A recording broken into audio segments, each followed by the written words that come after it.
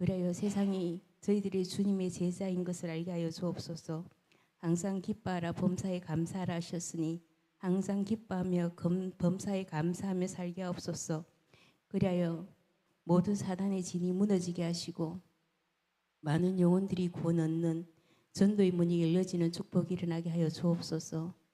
좋을 때나 좋지 않을 때나 감정에 따라 행동하지 않게 하시고 항상 말씀에 따라 행하며 살게 하여 주옵소서. 하나님, 중고등부 청년대학부 수련회가 있습니다. 하나님, 강사 목사님들과 찬양팀, 섬기는 모든 스태프들에게 성령의 능력으로 덧입혀 주시고 우리의 자녀들이 거룩한 주의 자녀로 세상을 이기며 살 수 있도록 능력을 입혀 주시기를 간절히 소원합니다.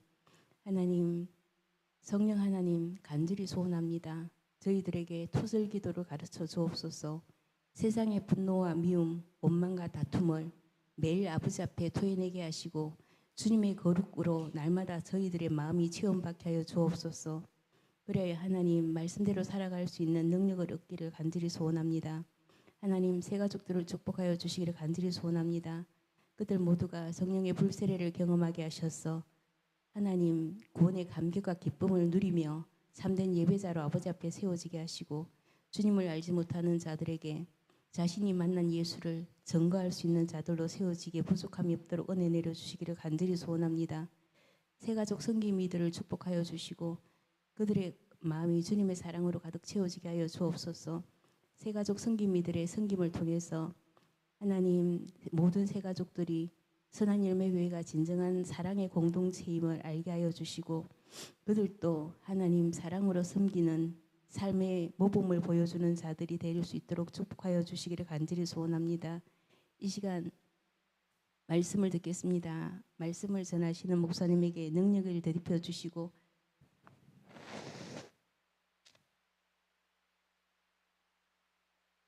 살아계신 하나의 말씀이 우리 안에 있는 견고한 진과 쓴뿌리를 뽑아주시는 시간이 되기를 간절히 소원합니다. 감사드리며 예수님 이름으로 기도드립니다. 아멘.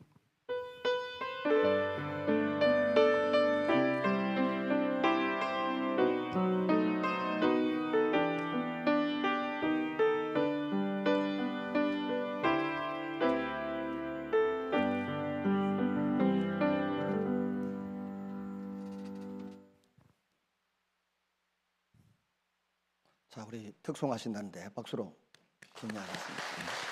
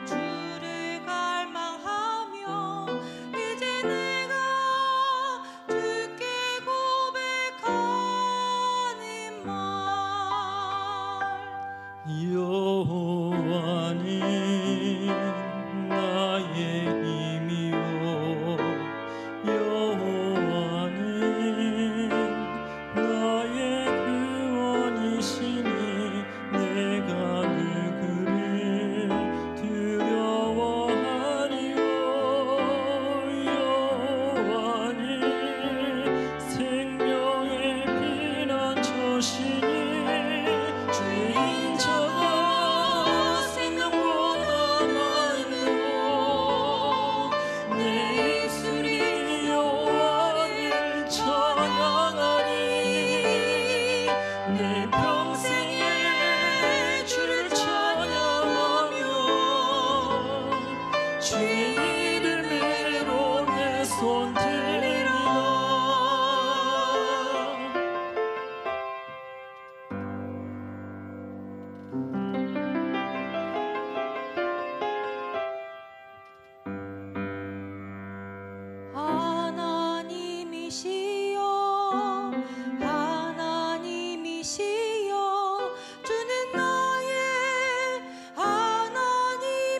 것이로다. 나의 몸과 마음 주를 갈망하며 이제 내가 주께 고백하니 말. 여호와는 나의 힘이요 여호와는 나의 구원이시니 내가 늘 그를 두려워하리요. 여호와는 생명의 피난처시니 주의 인자가 생명보다 나음이로 내 입술이 여호와를 찬양하니 내 평생에 주를 찬양하며 주의 이름으로 내 손 들리라. 주의 인자가 생명보다 나음으로 내 입술이 여호와를 찬양하네. 내 평생에 주를 찬양하며 주의 이름으로 내 손 들리라. 주의 이름으로 내 손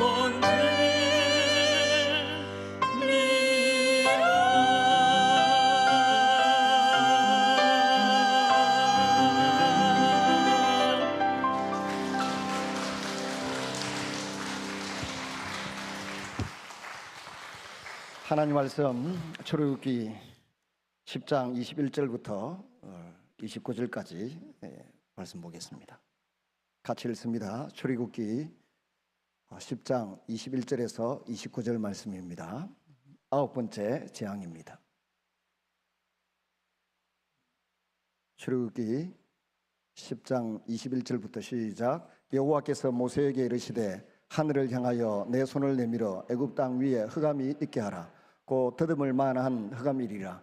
모세가 하늘을 향하여 손을 내밀매 캄캄한 흑암이 3일 동안 애굽 온 땅에 있어서 그동안은 사람들이 서로 볼 수 없으며 자기 처소에서 일어나는 자가 없으되 온 이스라엘 자손들이 거주하는 곳에는 빛이 있었더라. 바로가 모세를 불러서 이르되 너희는 가서 여호와를 섬기되 너희의 양과 소는 머물러 두고 너희 어린 것들은 너희와 함께 갈지니라.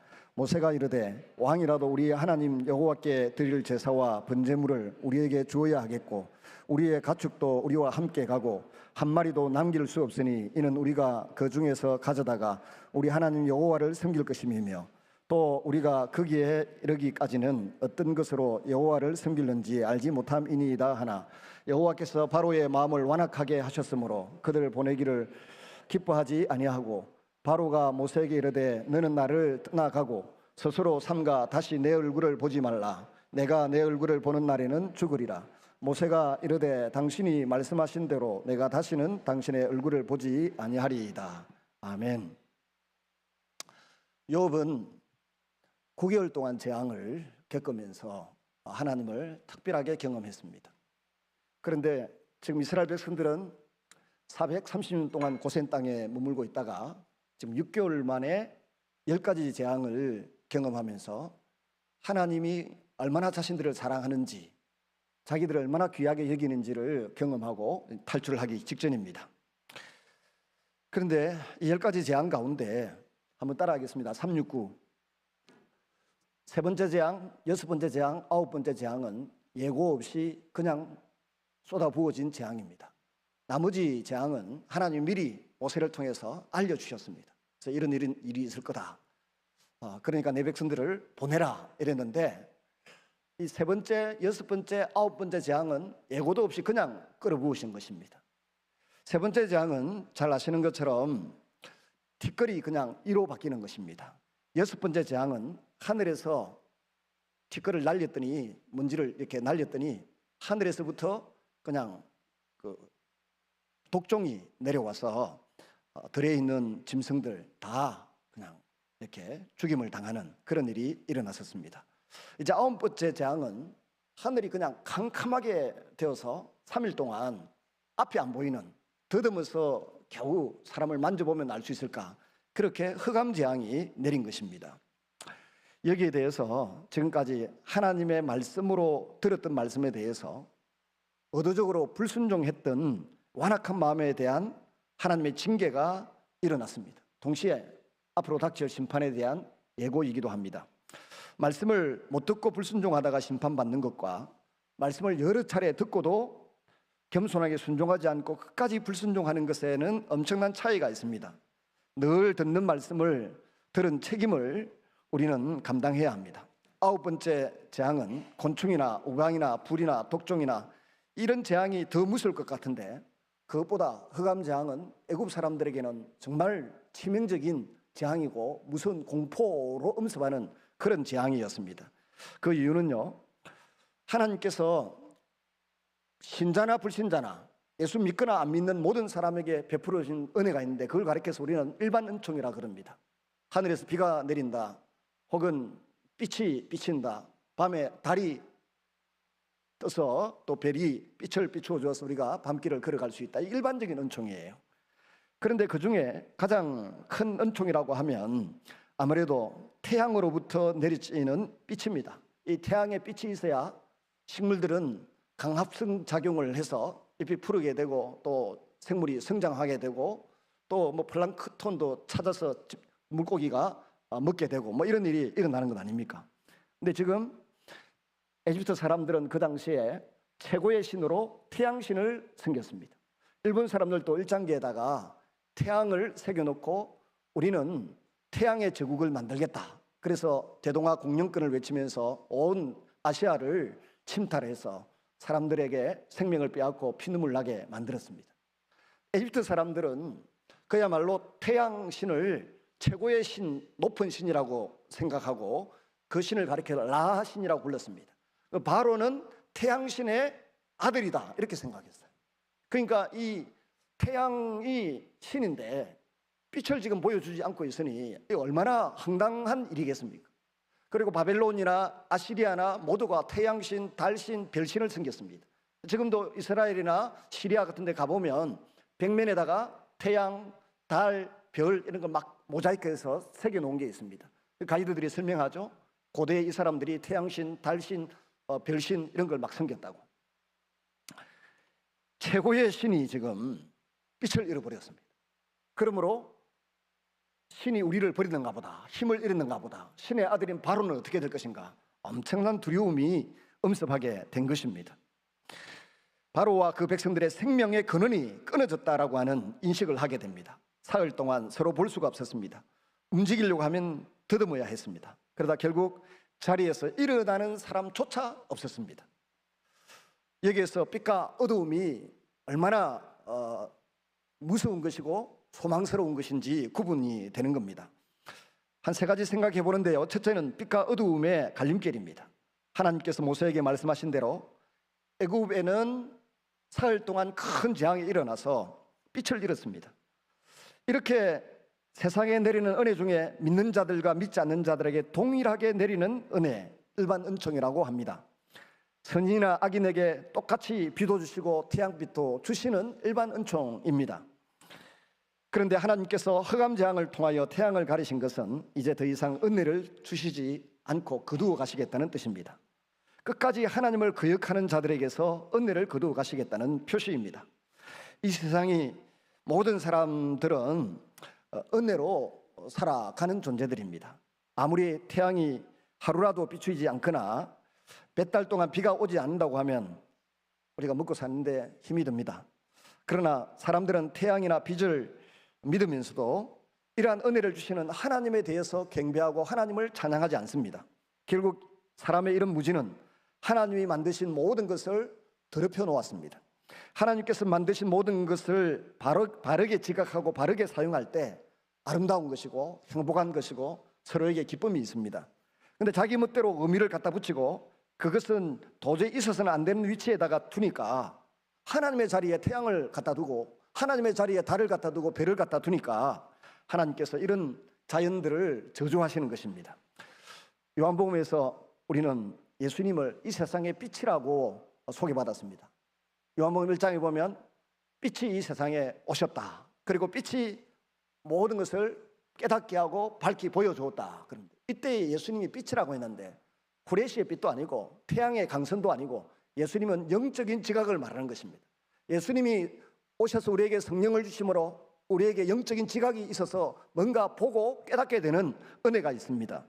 예수님의 말씀으로 우리를 깨우치셔서 우리로 하여금 바르게 깨닫게 하신다는 것입니다. 그럴 때 우리가 하나님을 바르게 알아가게 되는 은혜가 임하게 됩니다. 이것이 생명입니다. 지각이 없으면 어두운 가운데 있는 것이고 죽은 것입니다. 예수님께서 진리를 우리에게 가르쳐 주시지 않으면 아무도 하나님을 바르게 알 수가 없습니다.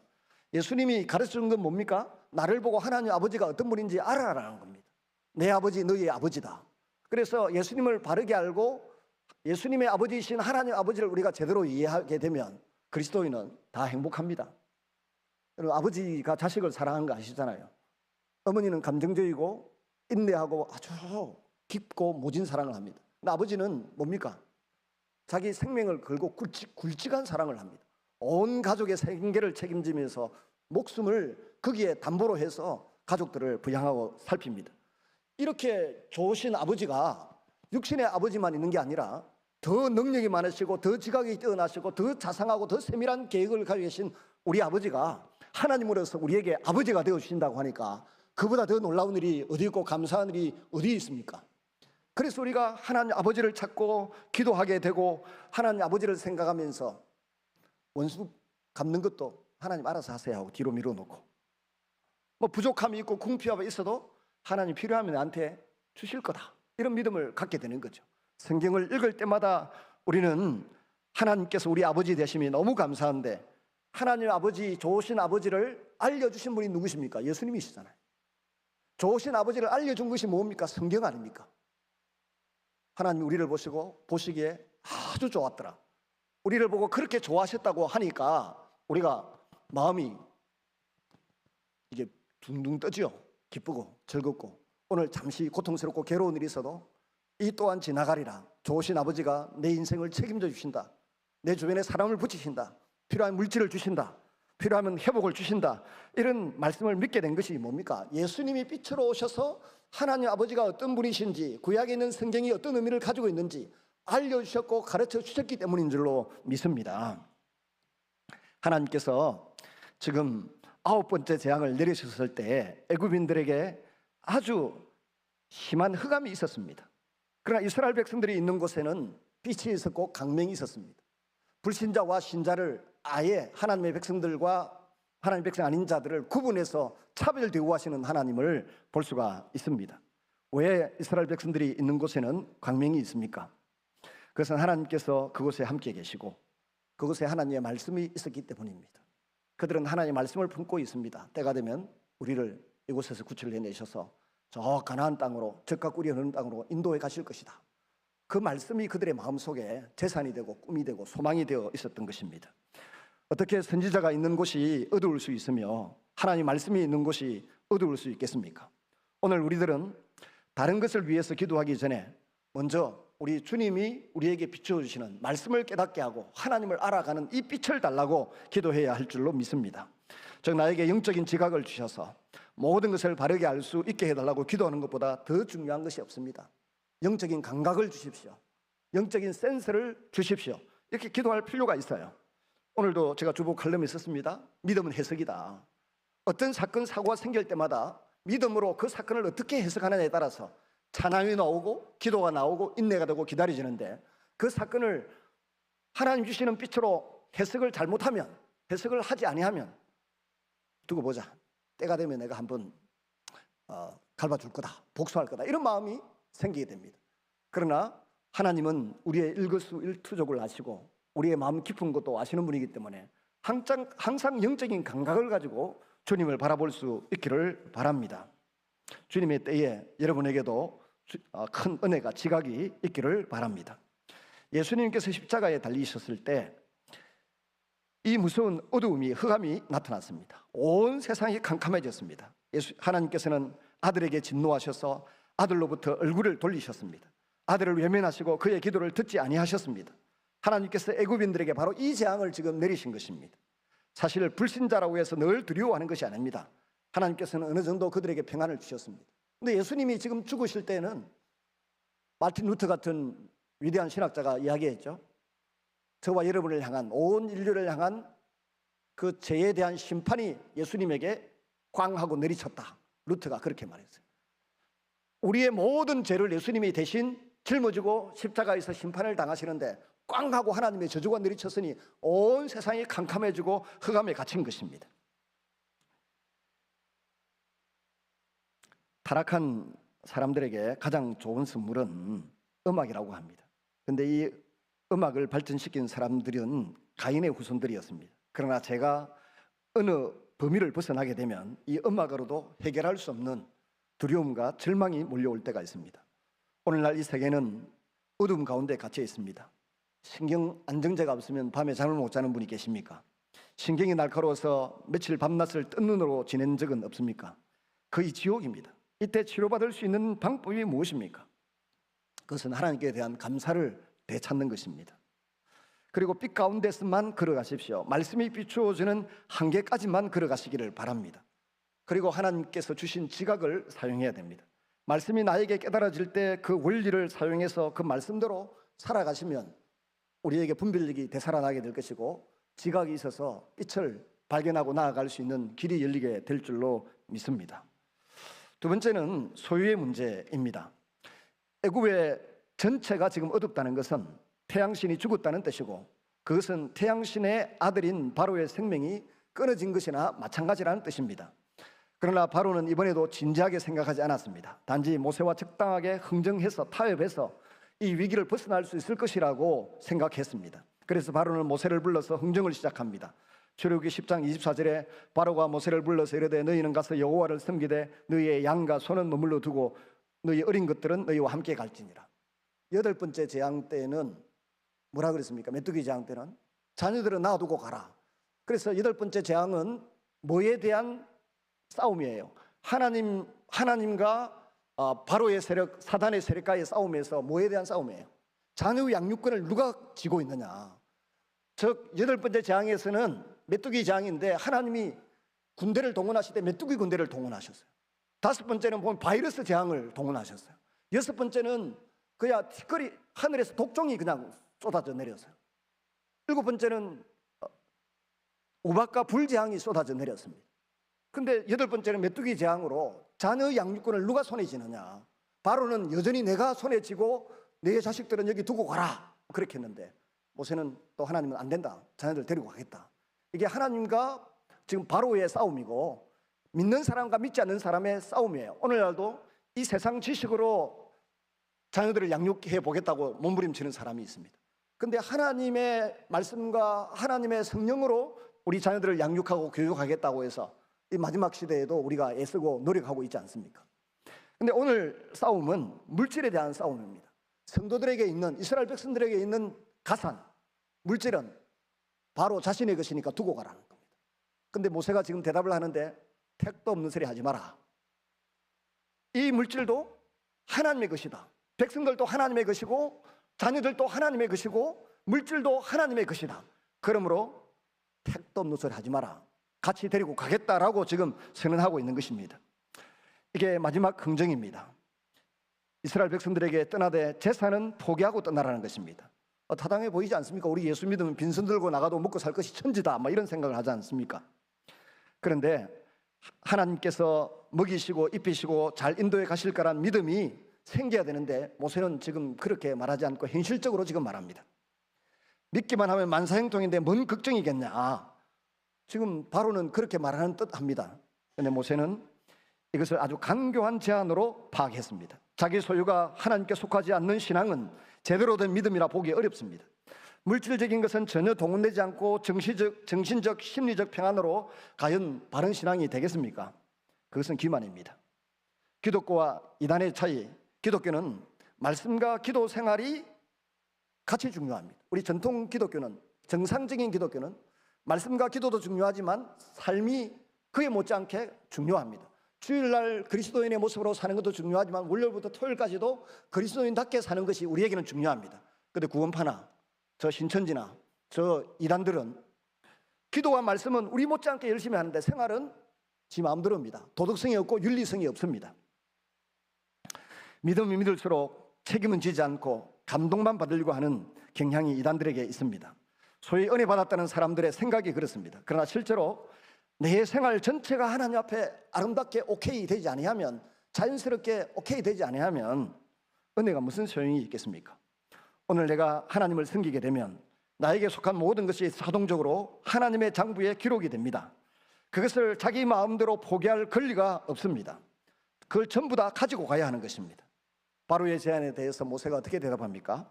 25절에서 26절에 모세가 이르되 왕이라도 우리 하나님 여호와께 드려야 할 제사와 번제물은 우리에게 주어야 하겠고 우리 가축도 우리와 함께 가고 한 마리도 남길 수 없으니 이는 우리가 그 중에서 가져다가 우리 하나님 여호와를 섬길 것임이며 또 우리가 거기에 이르기까지는 어떤 것으로 섬길는지 알지 못함이니이다 하나, 우리가 가진 것은 하나님의 소유입니다. 그러므로 바로가 이래라 저래라 할 수 없는 것입니다. 바로가 오히려 내놓아야 할 입장입니다.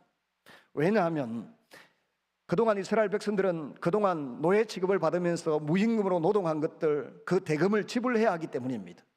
지금 430년 동안 에집트에서 생활해왔는데 그중에 한 150년 정도가 노예 생활을 했더라고요.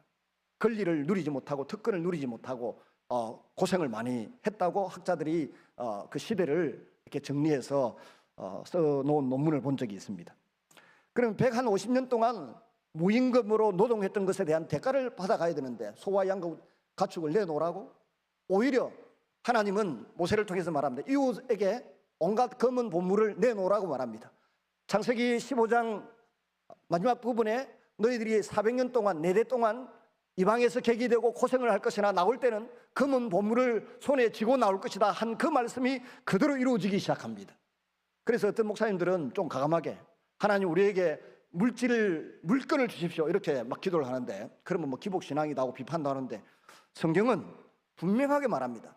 아브라함에게 말씀하시기를 햇불 언약을 맺을 때 내 후손들이 저 이방 땅에 가서 객이 되어 400년 동안 4대 동안의 고생을 할 건데 나올 때는 많은 검은 보물을 재물을 취하여서 나올 거다라고 예고해 주신 대로 지금 이스라엘 백성들은 자기 재산만 가지고 나올 뿐만 아니라 마지막 재앙 때는 장자가 죽는 이 일이 벌어졌을 때는 옆집에 에집트 사람들에게 내놔라 다 받아가지고 임금 다 챙겨서 나오는 그런 은혜를 베풀어 주시는 것을 볼 수가 있습니다. 여러분, 이 세상의 모든 것은 하나님의 것인 줄로 믿습니다. 바이러스도 하나님의 것이었어요. 메뚜기도 하나님의 것이었어요. 온 세상의 메뚜기 군대를 동원하셔가지고 그 바로와 에집트 사람들을 징벌할지 누가 알았습니까? 저는 10가지 재앙에 대한 설교를 참 많이 해왔습니다. 이번에 설교를 하면서 이 하나님 진짜 대단하다. 옛날 고등학교 때 우리 목사님도 진짜 대단하다. 만약 구름 때처럼 벌 때처럼 파리 때처럼 메뚜기 때처럼 우리에게 영혼들을 붙여주십시오 기도하느니 그 기도가 근거가 있었구나. 하나님이 이런 일도 하실 수 있는 분이기 때문에 이 하나님 아버지의 능력과 계획과 사랑을 염두에 두고 거기에 올라타기만 하면, 그 파도를 한번 타기만 하면, 그 바람을 한번 이용하기만 하면 주님께서 우리를 귀하게 써주시는 은혜가 있을 줄로 믿습니다. 근데 이런 은혜를 사모할 때 우리가 해야 될 일이 있어요. 기도입니다. 오늘도 세가지고 공부하다가 깜짝 놀라고 공부 마치고 난 뒤에 더 놀랐어요. 어느 분이 교회를 한 30년 다녔는데 세가지고 공부를 한 번도 만나본 적이 없대요. 해본 적이 없대요. 요즘 이제 인생 60대 후반에 나와서 이렇게 공부를 하면서 너무 신나고 재미있다는 거예요. 뭐가 재밌냐 그랬더니 뭐 이런저런 이야기를 하시는데, 근데 문제가 하나 있습니다. 우리 아들이 아직 장가를 못 가는데 그래서 제가 듣자 말자 기도하라 하세요. 기도를. 그러니까 자기가 초등학교 유치부 다닐 때 기도를 배워가지고 아들이 가끔씩 기도를 한대요. 가끔씩 기도를 하는데 아직도 장가를 못 가고 있다 그러신 거예요. 그래서 제가 한 가지 생각이 나서 말씀을 드렸습니다. 제가 이제 지금은 없어진 부대인데 특공 여단에 있었어요. 그 사천 곤양에 가면 205 특공 여단이라고 했었는데 거기에 있을 때인데 위에 장군이 한 분 계시고 대령 계급장을 다신 이용섭 집사님이란 분이 계셨어요. 처음부터 저분이 운동신경도 없고 근데 어떻게 대령을 달았을까? 64, 30 32기생이에요. 어떻게 달았을까 늘 궁금했는데 어느 날 저희 부부를 보고 목사님 우리 집에 와주세요 하더라고요. 그래서 갔어요. 갔더니 지금까지 자신이 서러웠던 걸 이야기하더라고요. 저 앞에 있던 목사님한테 서러웠던 걸 이야기해요. 그리고 저한테는 이런 말을 좀 하고 싶다면서 이야기를 하시고 울먹울먹 하시면서 하시더라고요. 제가 요즘 얼마나 힘든지 모릅니다. 막 그러면서 이런저런 슬픈 이야기를 하시더니 사실 저는 대령을 달 자격이 없고 능력도 안 됩니다. 우리 동기생 중에서 제일 능력도 안 되고 뒤에 처져 있는 후위 그룹인데 어쩌다가 제가 일바따로 대령을 달았습니다. 그러시는 거예요. 그래서 나도 참 궁금하게 생각한다, 속으로 궁금하게 생각한다 그렇게 생각했어요. 왜냐하면 32기생들 중에 똑똑하고 잘 나가고 운동 잘하고 막 사람들하고 예의 잘 갖추어 잘하는 사람 천지백갈인 걸 내가 알거든요. 전방에 있다가 봤는데. 근데 이분은 조금 그래 보이는데 어떻게 달았을까 궁금하더라고요. 이제 중령 계급장을 달고 육군본부에 인사 청탁하러 갔대요. 운영감실에 있는 사람들에게 가서 내를 좀 앞으로 진급할 만한 좋은 부대에 보내달라고 부탁하러 갔는데 운영감실에 있는 친구들도 그 위에 있는 선배들도 니는 막 3사단 가라 3사단. 그 백골부대인가 그랬거든. 3사단 별명이 백골부대. 그 부대 마크에 백골이 그려져 있어. 너무 슬프더라는 거야. 군인들 장교들에게서 제일 좋은 부대가 하면 1사단, 뭐 9사단, 그다음에 25사단, 28사단, 그다음에 제가 있던 5사단, 6사단 여기가 제일 좋은 부대. 제일 좋은 부대의 기준은 차를 타든 기차를 타든 서울에 있는 가족들이 있는 곳에 최단 거리로 달려올 수 있는 곳이 제일 좋은 부대예요. 근데 3사단은 6사단 바로 옆에 있는데 강원도 쪽이에요. 험하고 힘든 거예요. 그래서 그거 가라니까 너무 슬프고 힘들어서 난생 처음으로 장교 숙소 비옥회에 가서 막 통곡하고 울었대요.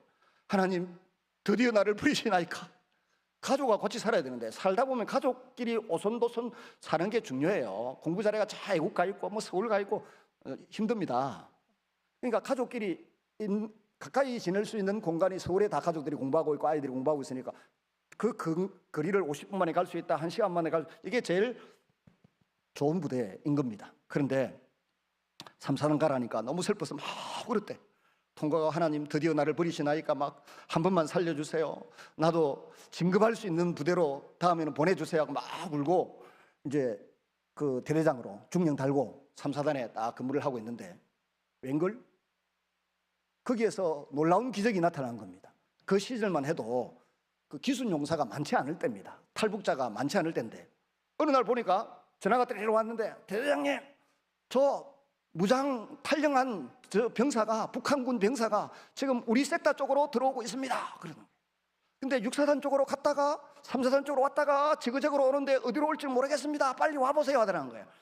이게 대목이에요, 대목. 이게 6사단으로 가갖고 잘 인수하면 6사단의 그 섹터를 맡은 대대장이 출세하는 거고 3사단 쪽으로 내려오면 자기가 출세하는 거예요. 기도하면서 싹 기다리고 있는데 뭐 정명철인가 하는 그때 중사였어요.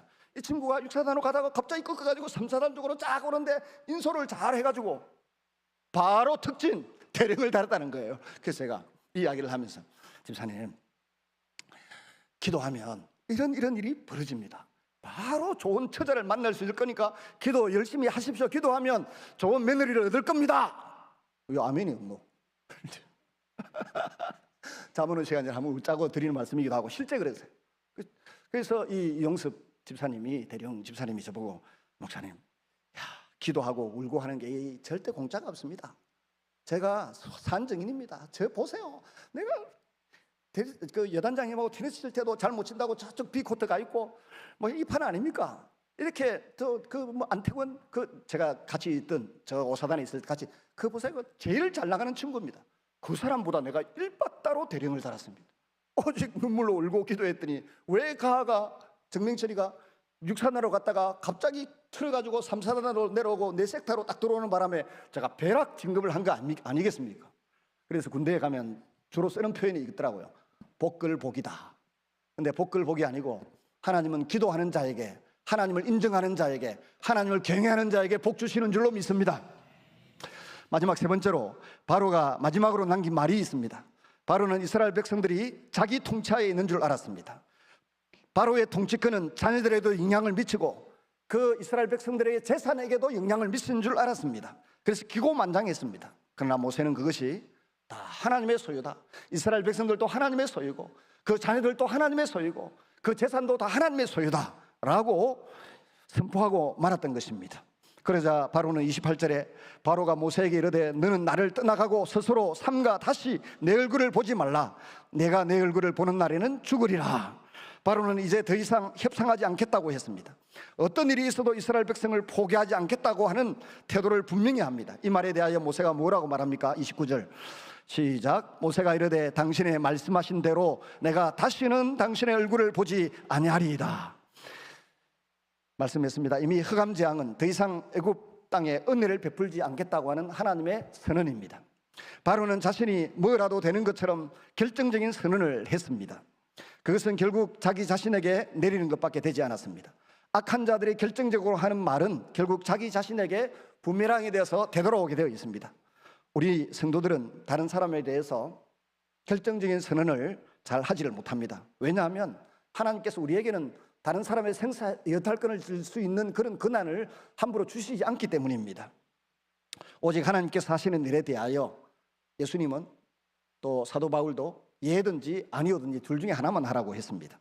그 이상 자리에서 결정권을 행사하시는 것은 다 악에서 나온 것입니다.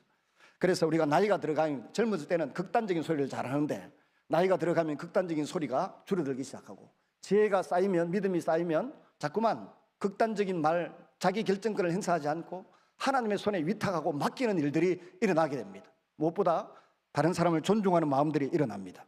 세상에서 악인들의 결정적인 말 그들에게 반드시 되돌아갑니다. 그러나 우리 성도들은 위기 일발의 순간에도 사면초가의 위치에 있더라도 하늘을 향하여 입을 열어 간구하고 부르짖고 매달릴 수 있는 줄로 믿습니다. 하늘 법정에 호소하는 것입니다. 세상 법정이 전부인 것처럼 속단하고 기고만장하거나 그것 때문에 낙심할 필요가 없습니다. 그러나 하나님의 법정이 우리에게는 남아 있습니다. 그 법정에서 모든 것이 판가름 날 것입니다. 다니엘을 보십시오. 바빌론의 포로로 끌려가서 오늘날 이라크 제국의 포로로 끌려가서 3년 동안 장학금 받고 공부 잘 했습니다. 2위 그룹과 10배나 차이가 났습니다. 그래도 그 마음에 목마름이 있었습니다. 애국 땅에 포로로 끌려와서 이렇게 힘들게 살아가고 있는데 하나님 고국 땅에는 언제 돌아갑니까?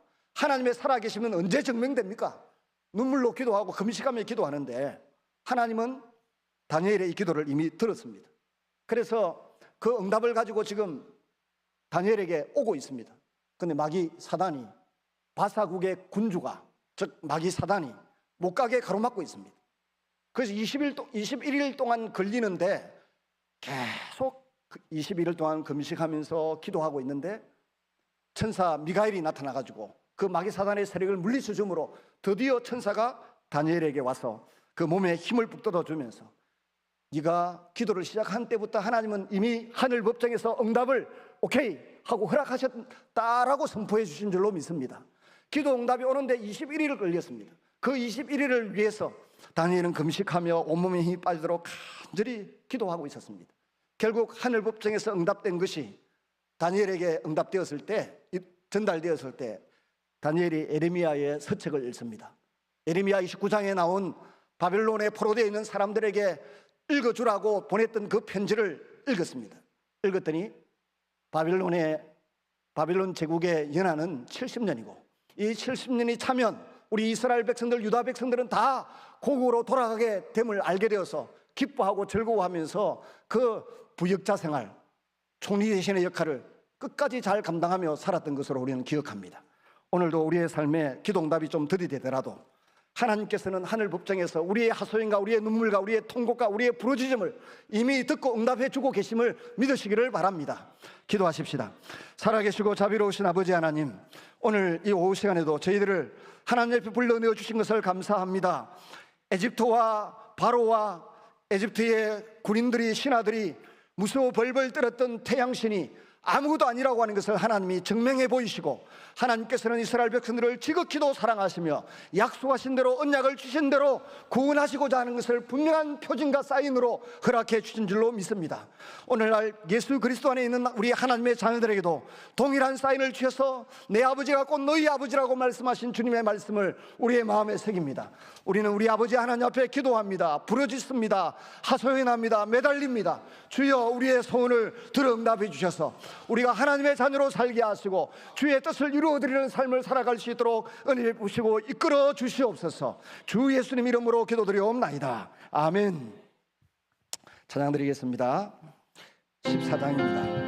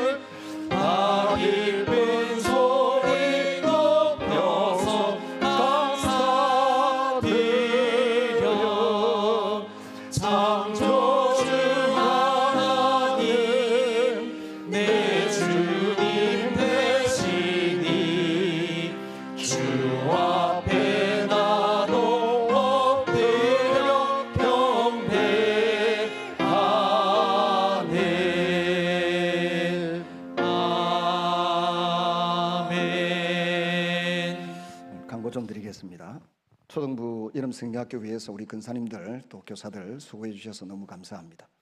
또 이번 주 목요일부터 토요일까지 청송 계일교회당에서 중고등부 수련회가 열립니다. 위에서 기도해 주시기 바랍니다. 그리고 우리 전도사님이 이제 내년에 강도사님이 되는데 또 친구 되는 분이 오기로 했는데 교회에서 안 보내준다고 그래서 2달이 늦어진답니다. 10월 중순쯤 돼서 우리 교회로 오실 텐데 초등부를 담당해서 하겠죠. 그리고 또 저는 잘 모르는데 우리 전도사님이 말씀하시기를 청년부하고 대학부를 내년에 나눠야 된대요. 그래서 대학부는 누가 맡고 청년부는 누가 맡고 자기들끼리 다 정해놨더라고요. 장로님들이 허락하시면 뭐 그런 일이 되겠죠. 위에서 기도해 주시기 바랍니다. 요새 교육자 구하기가 정말 힘이 들고 어렵습니다. 축복송 기도하겠습니다. 이제는 우리 주 예수 그리스도의 크신 은혜와 성부 하나님의 놀라우신 사랑과 성령님의 교통하심이 오늘 이 자리에 머리 숙인 주의 백성들과 또한 영상으로 예배에 동참한 모든 성도들 위에 지금부터 영원토록 함께 있을지어다. 아멘.